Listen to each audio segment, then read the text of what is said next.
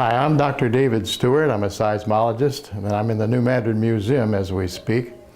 I have been studying the New Madrid earthquakes for some years and have written 5 books on it.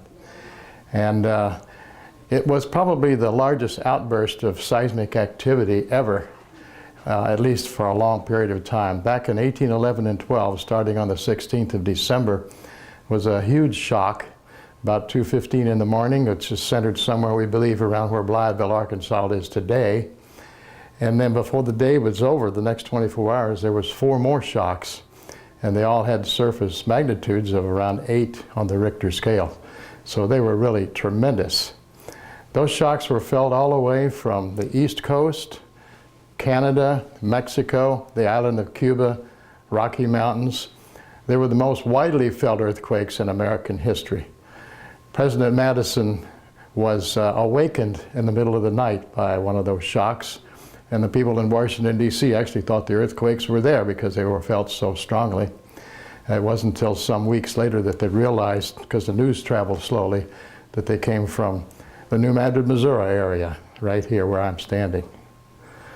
This museum that I'm in is a wonderful display of all the aspects of earthquakes, including the New Madrid earthquakes in general. They have a shake table so you can build a structure and see if it will stand. If you can figure out how to brace it right, you can build a little 3-story building if you like. And then they have something wonderful.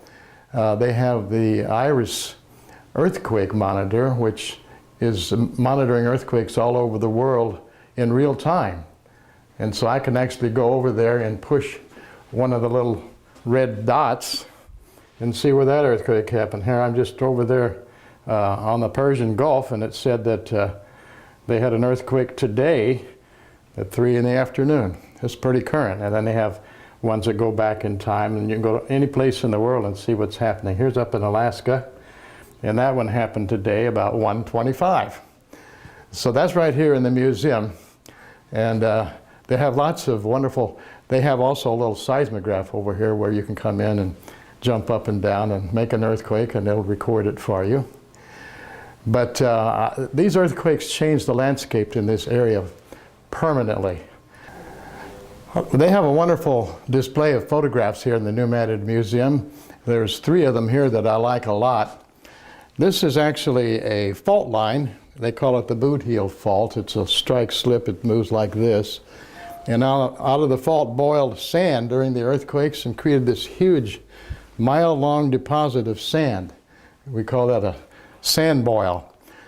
This picture right here is really good. This is New Madrid itself from an aerial view, and you see the little white, light-colored round circles all over the ground? Those are places where the ground actually turned into quicksand from beneath and boiled to the surface and left a circular deposit. And any houses or anything that would have been on those would have sunk into the ground. And back in 1811 and 12, there were houses and barns that did sink. And so the city of New Madrid is built right over this zone. And you can see people have actually built homes over those areas. And let's hope that we don't have any big earthquakes for a long, long time, because they will liquefy again and you'll be on quicksand. I like this picture. This is the New Madrid golf course. And that is a sand boil on the golf course. It's a seismic sand trap. Not too many golf courses have one of those. This area for, I don't know, 50 miles long and 25 miles wide has got thousands of evidence of what happened 200 years ago. There are places where the ground broke open and there's huge fissures, and we can still find those. There's still deep fissures. And people were afraid of falling into those during the earthquake. They noticed that most of the fissures were north and south, and so these lasted for 5 months. There were hundreds and hundreds of earthquakes, and so they learned that they would lay logs east and west, and then if an earthquake started, they'd run out and sit on the log, and then if the ground opened up, they already had a bridge across the crevice. They actually did that. And I mean, they lasted so long and for so many days that they had time to think about it and plan things. This is a map of the major shocks of 1811 and 12. And the whole thing started down here. This is the Arkansas-Missouri line, the bottom of the Missouri boot heel. Blytheville, Arkansas is in this area. And this particular earthquake had a surface wave magnitude of 8.6. It was the first of the shocks.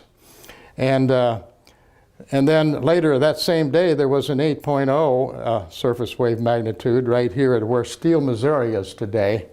And then here, a little further up the river on the same day, at 11 o'clock in the morning, was another one, and that's pretty close to where Caruthersville, Missouri is today, and there was a little town there called Little Prairie, which sank into the ground slowly over that day, and the people soon found themselves knee-deep in water, so they had to wade for several miles in this direction to get up to high ground to get out of there. So the whole town disappeared. There's no trace of it today. And people were carrying their children on their shoulders, wading in water hip deep and waist deep. And you can imagine all the animals and the possums and raccoons and coyotes and snakes also swimming for their own lives in that. It was really quite a scene. They walked northward. Meanwhile, later that day, well, earlier actually, at 9 o'clock was another shock here. No, this was a month later in January. And but as they walked up towards New Madrid, which is way up here, they took them from the 16th of December until Christmas Eve to get there. And they thought they would find some relief when they got to New Madrid, and then they found out New Madrid was destroyed too. And everybody was sleeping out of doors and houses had collapsed. And so it's just hard to imagine the hardships they went through. It was winter time, it was cold. And a lot of people left New Madrid and they walked all the way north, clear up here, about 20 miles north to where there are some hills. They started, if they get out of the flat ground, they could probably be safe on the hills. But they didn't know until they got there. The hills were full of landslides and they were unstable too. And they described a scene where people of all religions were on that hill praying together. So earthquakes actually do bring people together, and there was a tremendous religious revival after those earthquakes. The membership of the Methodists, the Baptists, and believe it or not, the Quakers and the Shakers also had an increase in membership. And but after about a year, a lot of those members didn't keep coming back to church, and so they call them earthquake Christians. Can't depend on them. And so there's a lot of social impacts of these quakes. We don't know how many people died in the earthquakes because there were no good newspapers or reporters or people keeping records. A few people did, and one of them was Eliza Bryan, who was a New Madrid resident at the time, and she wrote some wonderful letters describing how she experienced it with her family. And one of the major pieces of culture that suffered the most from these earthquakes were the Native Americans. And we don't have a good census on them, but they outnumbered the white settlers. And so there were probably several thousand Native Americans living up in this whole region in here. And down here in this area, there was way down here actually, near where Helena, Arkansas is today, there was a tribe, and during the earthquakes the ground sank, flooded their village, and not all of them survived. Many drowned. Near Osceola, Arkansas, which is right about here, there was another Indian village. They too sank into the ground, and we don't even have a count of how many went into the river from that. The boats that were on the river, because this was the main artery of transportation, many of them sank. There was a fleet of 19 boats here at New Madrid the night the earthquake hit. 18 of them took off and went downriver. One of them stayed, and the 18 that left were never seen again. They somehow capsized or sank in this stretch with all the earthquakes happening continuously. Every 10 minutes, every hour, they were just never did stop. It just so happened that up in Pittsburgh, a couple of weeks earlier, before the quakes, the very first steamboat on the Mississippi came down the river, starting on the Ohio River. And they were somewhere up in this region, a little place called Yellow Bank, not far from Henderson, Kentucky. It was a coal mining district. That's where they were moored for the night on the big earthquake. And they felt the earthquake, didn't know what it was. And as they came down a few days later, they passed by New Madrid and saw this area that was totally devastated. Trees broken off and banks caved in, boats capsized, thrown up on the banks, things like that. But the steamboats survived just well because they came down just a little bit after the quakes, and they finally made it to New Orleans. But they had stories to tell. And probably in the history of the United States, there have been bigger earthquakes than this. They've had bigger ones than this in Alaska. And they've had swarms of earthquakes, or there'll be thousands of earthquakes in a short time. But I don't think we've ever had so many big earthquakes, and so that'll last for so long, for 5 months, that we ever had right here. So this was really a distinctive event in the history of the United States. And we don't believe the big one, like we just had 200 years ago, will come again for at least another 200 years. We're crossing our fingers on that. We know they've happened before because there's Indian legends about it, and there's a geologic evidence of their occurrence. And we believe that maybe every 5, maybe even every 600 or 700 years is when we can expect these huge events. And it's only been 200 years, so that's a short time geologically.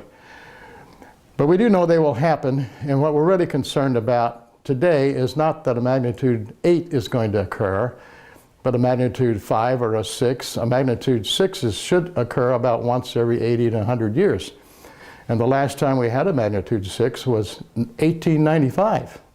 So it's been over 100 years since we had a magnitude 6. Now we've had several magnitude 5s in that interval time. And even the magnitude 5 will be felt over 20 states or more, maybe even as many as 30 states, and do damage in 4, 5, or 6 states. So we definitely have an earthquake risk here. It's just that it skips a few generations before we really have a bad one. The one that happened in 1895 was a 6.7. It was centered up near Charleston, Missouri, which would be up in this area right here, the upper end of the fault. And there was only one fatality. It killed a donkey in Sykeston, Missouri, when the barn collapsed. But that was the only death we had. And let's hope we can be so lucky in the future. So that'll give you an idea of what they went through in 1811 and 12 and what we can expect in the future. And so all of us who live down here, we prepare for earthquakes because we know that very likely in our lifetime there'll be a serious one, maybe even of getting close to a 7, but in the 6s we can expect that. The consequences of the big earthquakes that happened in 1811 and 12 are still with us today. We have permanent lakes that formed. One of the biggest ones is Reelfoot Lake over in Tennessee. There are actually a dozen lakes that formed in that earthquake. All but 2 of them have been drained to expose the land for agricultural purposes. But one lake, Big Lake on the Arkansas-Missouri line, and Reelfoot Lake are still here. And they're quite large, and they now provide recreation for people who live here today. Record of the earthquake that happened 200 years ago comes from individuals who wrote letters.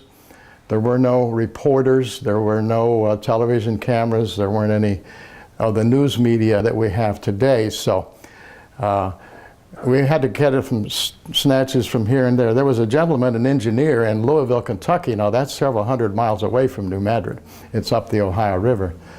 And he took an interest because he felt, I believe, 700 or more earthquakes in Louisville, Kentucky that came from here. And so he set up a little instrument that would record the shocks, and he counted them. So we have a good record at least of the number of shocks that he did. And then there was a physician up in St. Genevieve, Missouri, which is about only 100 miles from here, and he kept a record of what he felt up there. And so we have some idea of the numerous quakes that occurred and an estimates of their sizes. We get that from looking at the ground effects. We can see how much ground disturbance took place, how much offset may be on a fault, and calculate a good estimate of the sizes. Hi, I'm Marion McDonald, and I have the honor and pleasure of getting to be Eliza Bryan tonight. This is really kind of a dream for me. I really never thought I would actually get to do that. A couple of years ago, I've been interested in the New Madrid earthquakes for, gosh, maybe my whole life. I did grow up around here. A couple of years ago, I realized that we were a couple of years out from the bicentennial, and I thought, gosh, I bet they're going to have a big, a celebration event. And I'd love to take part in that. Maybe I could, be a stagehand or something like that. And I went on the internet and I found some people that were involved with that. And I wrote cold emails to these people. It's like, you don't know me, but here's who I am. And I said, I'd really love to take part. And they, all 5 of them answered me. And several of them said I should talk with Phyllis Steckel, who's with the U.S. Geological Survey. And to make a long story short, here I am in New Madrid. And I actually have the honor of getting to portray Eliza Bryan.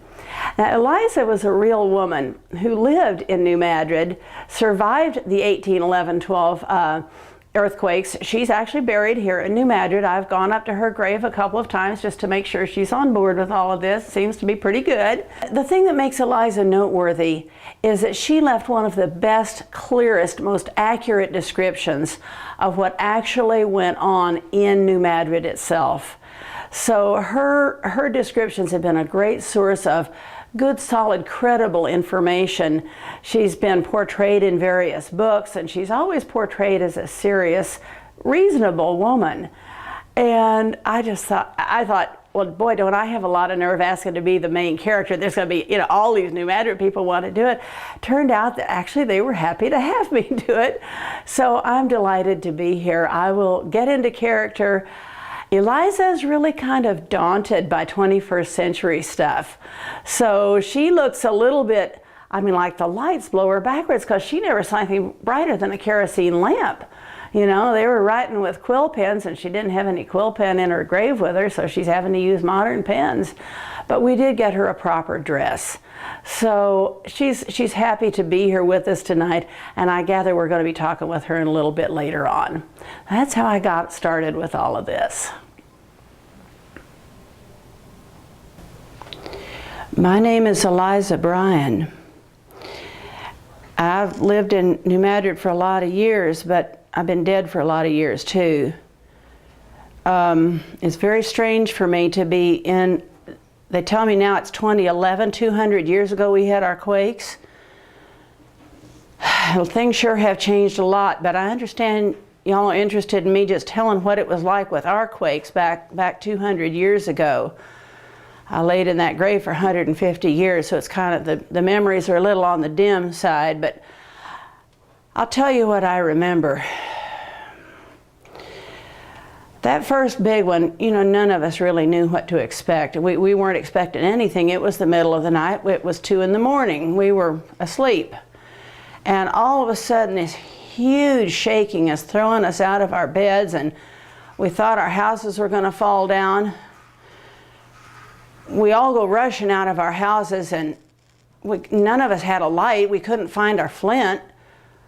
We couldn't even find each other in the dark. It was new moon, and there had been a pretty starry night prior to that, but this sudden dark vapor just obscured everything, even the stars. We couldn't see anything.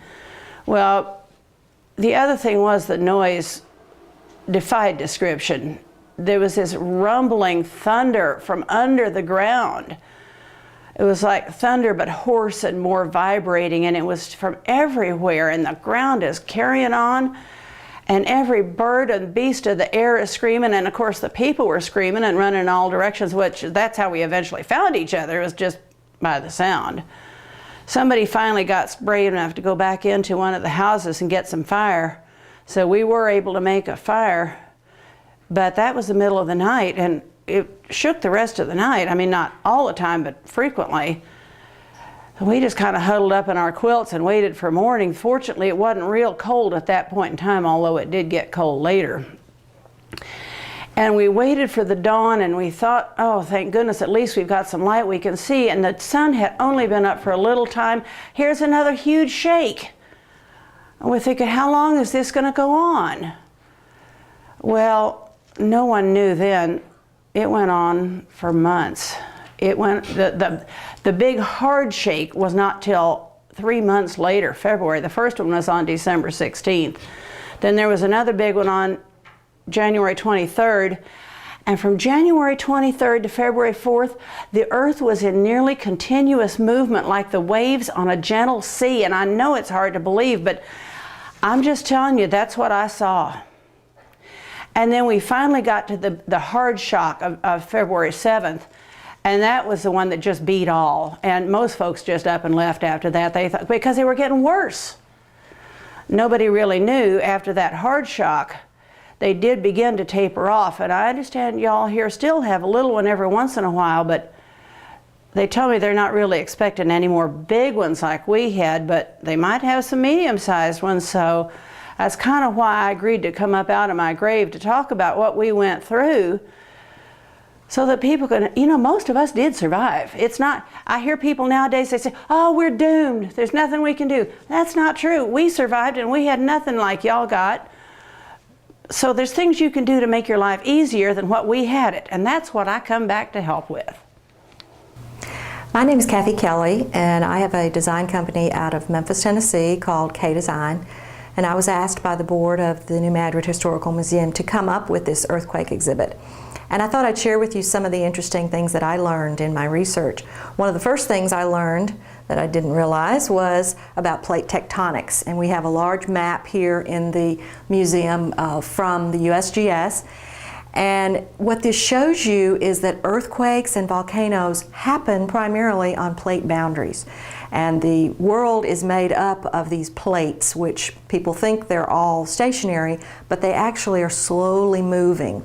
And one of the things that you might say, well, how does that affect us here in New Madrid? Because we're not on one of those plate boundaries. And so one of the things I learned through Dr. Stewart and his research is that studies have shown that, or some scientists think, that what originally happened was, instead of the East Coast breaking off from Africa in what we now know as continental drift, that it might have been that line that's the Mississippi River.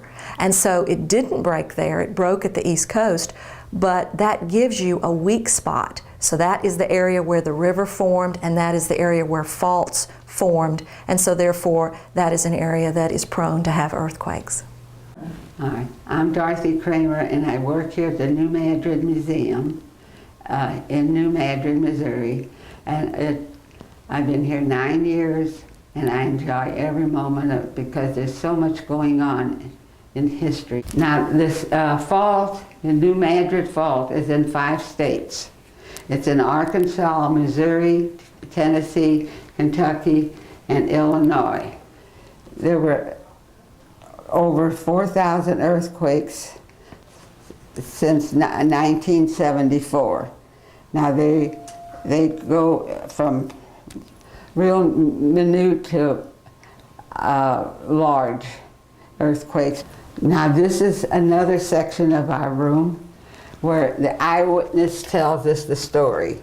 Now Eliza Bryan wrote a letter because she went through it. She was and all we do here now is we pick up this phone and press Eliza Bryan. And then you have 1 minute and 10 seconds worth of what she talks to you.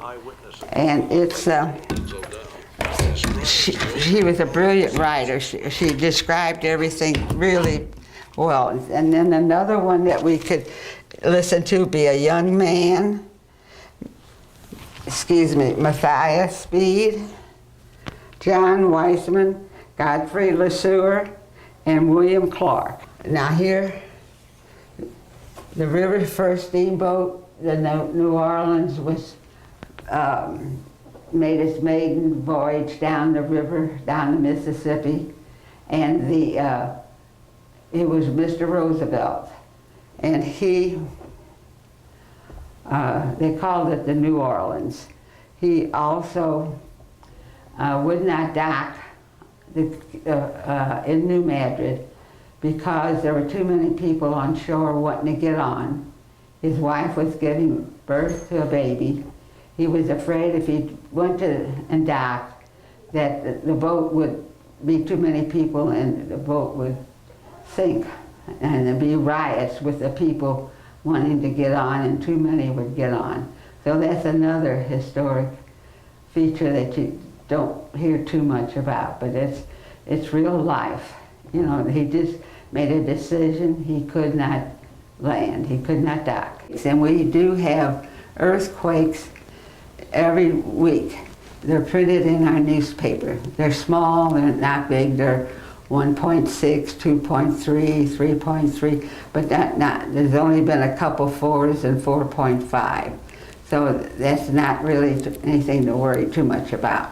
So it's interesting, and like I said, they're in our newspaper every week. We get to see what happens.